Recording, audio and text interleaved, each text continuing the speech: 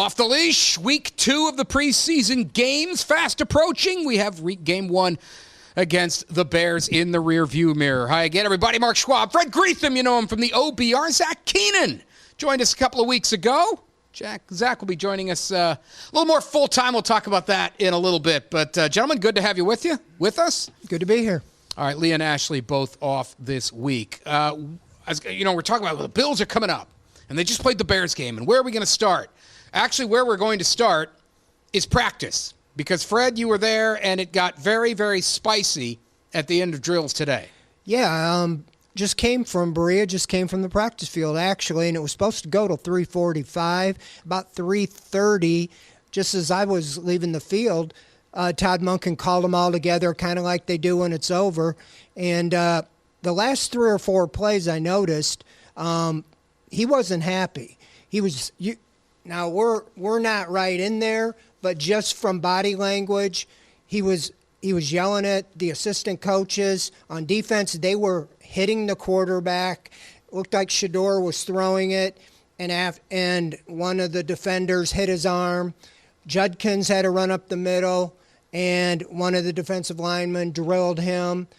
And they're supposed to, they were in pads. So I don't know what their instructions were, but he wasn't happy. And I think part of it was because 3 or 4 guys on offense went to the locker room today with trainers. They already were dinged on the offensive line. So he just said, I'm done. And so there was some reps left on the field. And you know that they need every rep they can, especially on offense. He just wasn't happy with the way things were going. So we'll hear more about it, you know, what comes out. But it was just, he was pretty upset, and it started. He had one of the players sent to the sideline after the hit on Judkins. And so we'll see, you know, it's some young guys are trying to make the team, you know, and you can't blame them, trying to make an impression, but maybe they were a little too much for the coach. So we'll see what happens here. And that's the worst impression you can make, right? Fred, the most egregious part of this, and you can answer better than I can, is that this isn't the first time they've had to end practice early, or at least end practice with Todd Monken throwing expletives around and getting really frustrated about maybe over physicality, because just like you said, this team is already injured. They're already missing some of their key players, and they're really thin in that defensive line group. The offensive line has injuries from the offseason. I think that's the worst part, no? Yeah, it is. And, you know, and he wants to be physical. They have been tough and physical, and they had the first hour and a half was pretty good. But, again, they didn't finish strong to his liking. They had one the other day where they had like 3 false starts in a row, and he said, that's it. But I do like the fire that he you know, he's like, okay, we're done, you know, and I'm sure they have a meeting or something after that they're gonna hear about it. But you do, you know, you got to get guys ready, but you got to have some bodies, because as we saw, one of the takeaways from the Bears game, the Browns are pretty thin, you know, on the depth department. You know, you get past first line or first anything and everything kind of falls apart, at least it looks like it. One thing we're going to talk about a lot this week is the Buffalo Bills game and who starts, and it'll be Shador and his performance.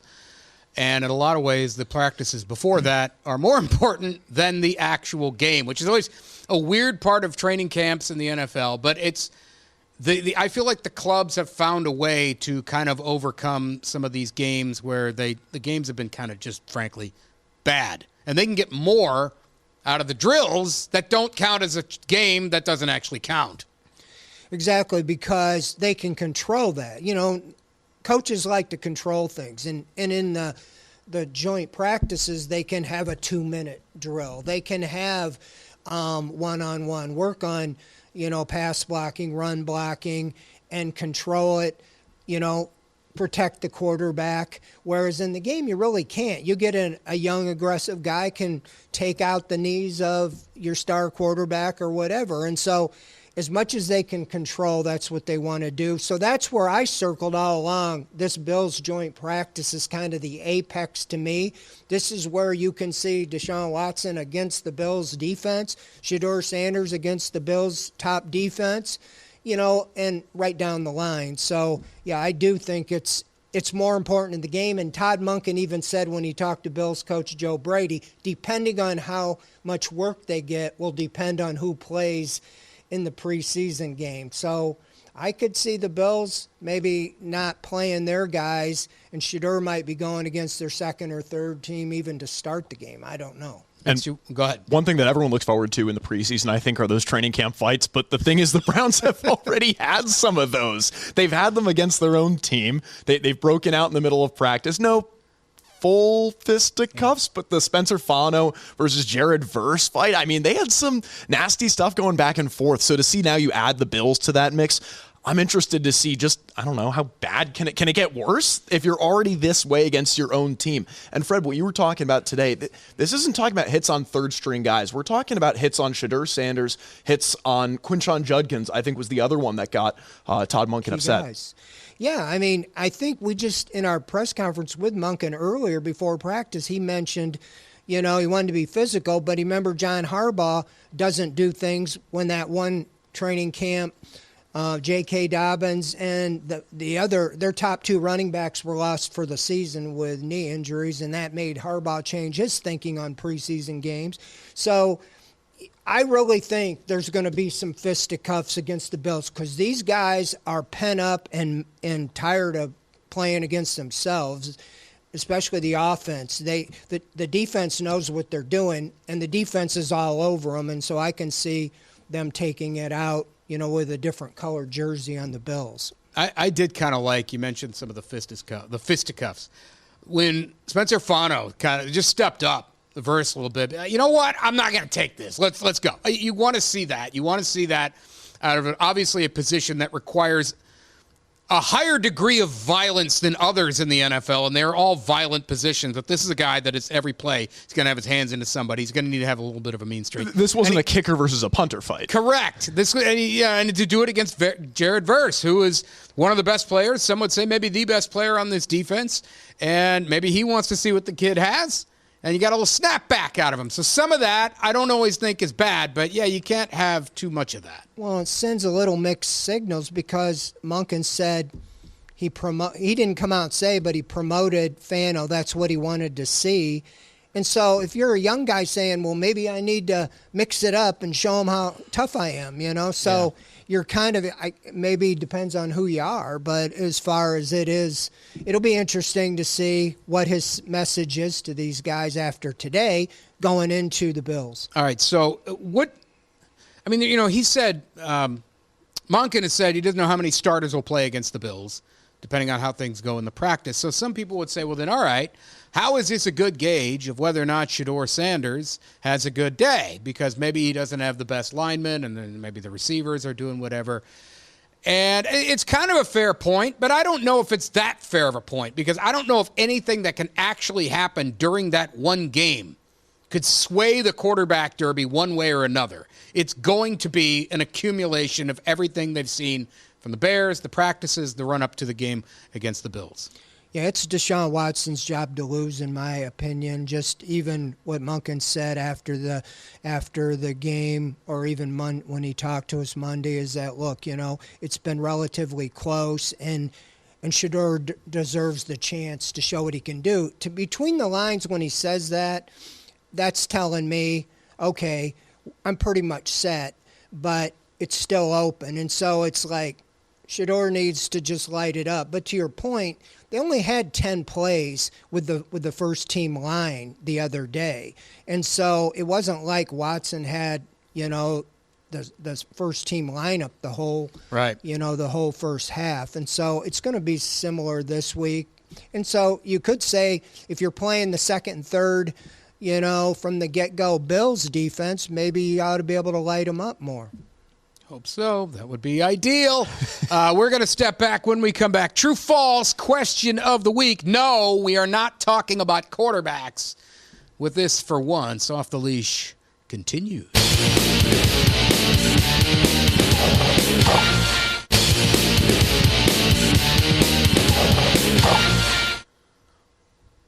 Off the Leash continues. True, false question of the week.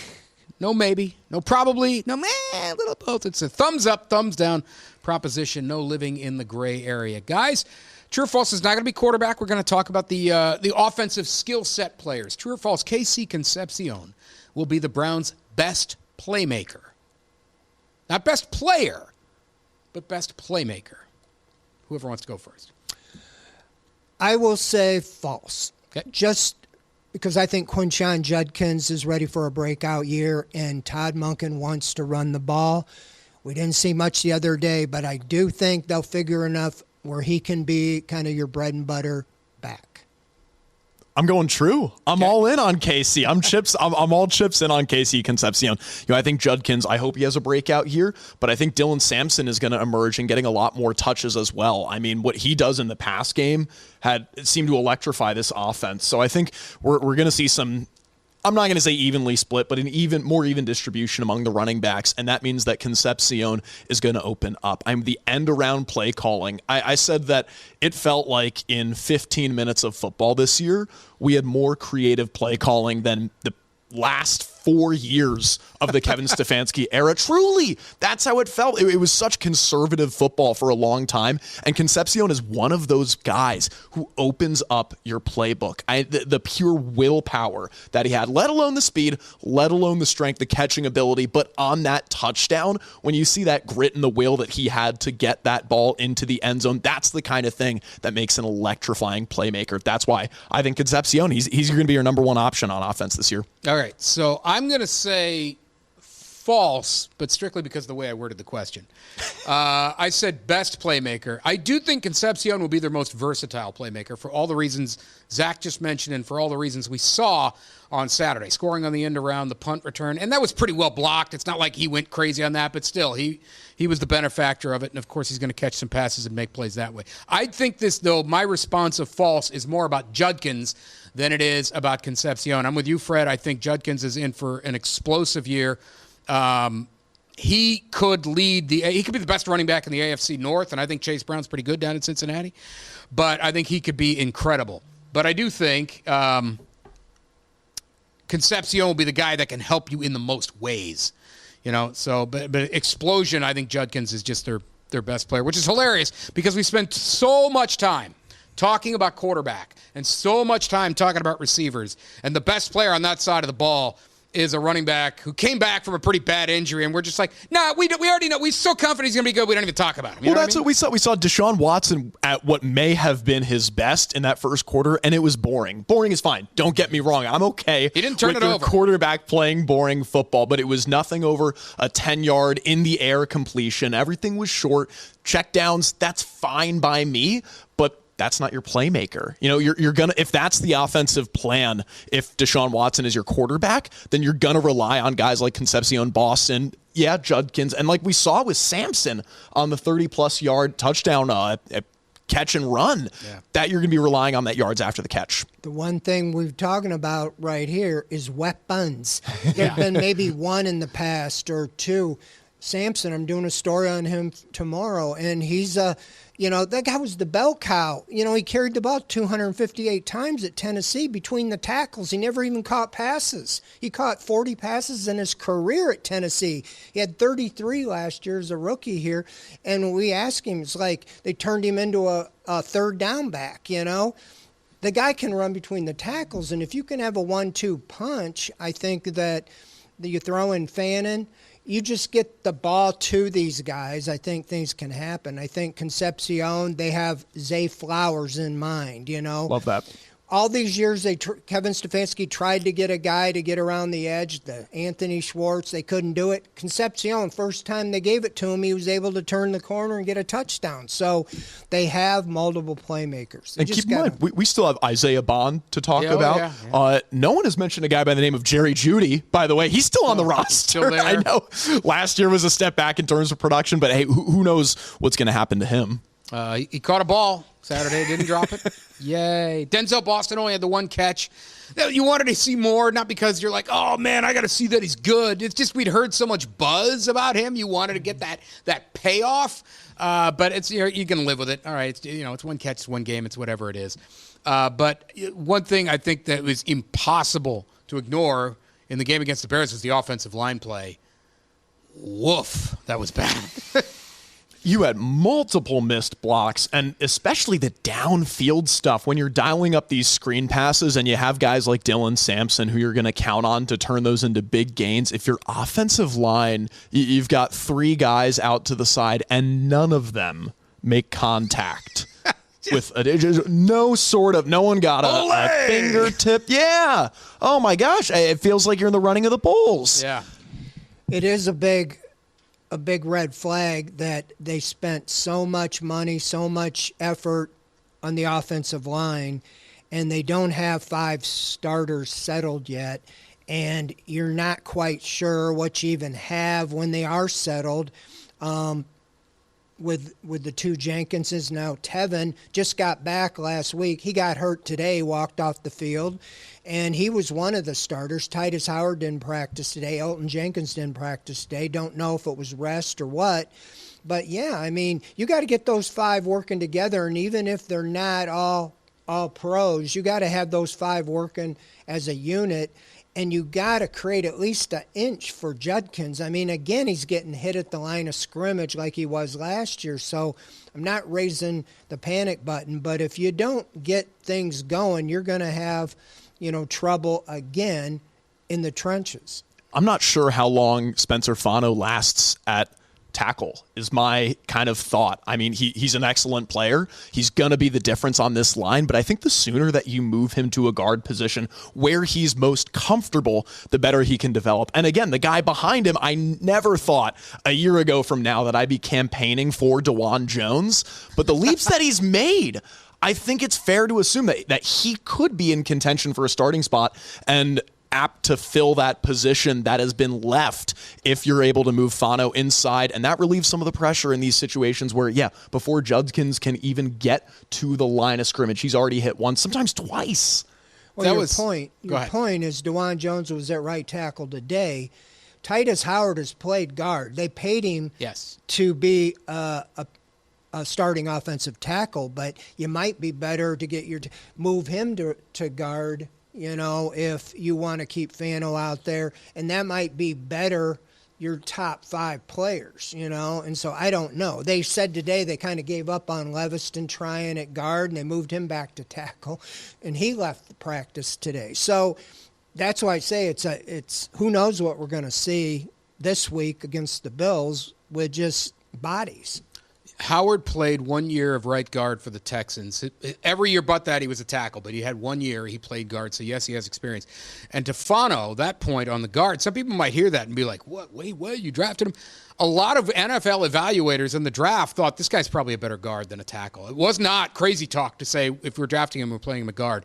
There were other people that said you can play him at tackle, but we don't know if he can play left tackle.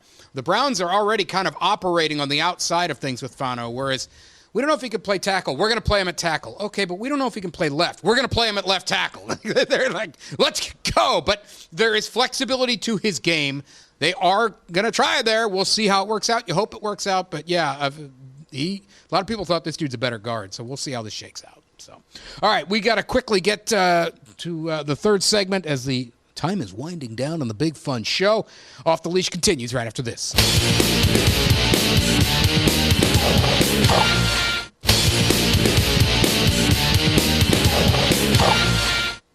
Off the Leash continues. Guys, we run up here to the Bills game, which is, Fred, you put it, I think it's pretty well explained. It's the apex of the preseason because the third game now, I don't think it means a whole lot. Used to be the dress rehearsal. Not really anymore. We have reached that. We're at like the top of the roller coaster hill on training camp. As soon as you get over this Bills game, it's like, let's just go. Let's just get this over with and get to the regular season. Right? There's all this run-up for camp and preseason games. You also can't wait for it to be over in a really big hurry. We're about that close to getting over the roller coaster hill.